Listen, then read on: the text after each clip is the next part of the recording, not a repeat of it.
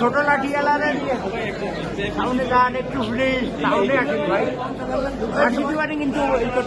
Padma CMM কোর্টের ৮ নম্বর আদালত জনাব এহসানুল ইসলাম স্যারের আদালতে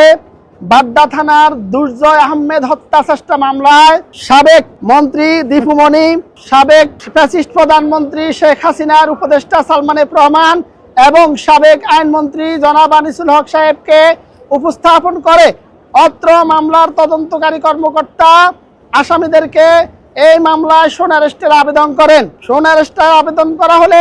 বিজ্ঞ আদালত এই আসামিরা এজাহার নামী আসামি হওয়ার কারণে এবং তাদের বিরুদ্ধে সুনির্দিষ্ট অভিযোগ থাকার কারণে এই 3 জন আসামিকে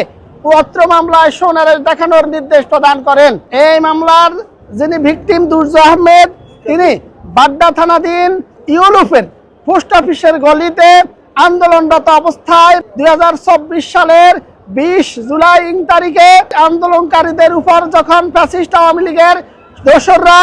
স্বেচ্ছাসেবক লীগ, নিষিদ্ধ ঘোষিত সংগঠন ছাত্রলীগ, যুবলীগ এবং আওয়ামী লীগের সশস্ত্র সন্ত্রাসীরা আক্রমণ করে, তখন এই আজকের ভিকটিম দুর্জয় আহমদ তার 2 চোখে গুলিবিদ্ধ হয়ে তিনি অন্ধ হয়ে চক্ষু হাসপাতালে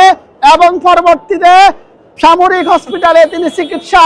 নিয়ে তিনি পরবর্তীতে এই মামলা দায়ের করেন।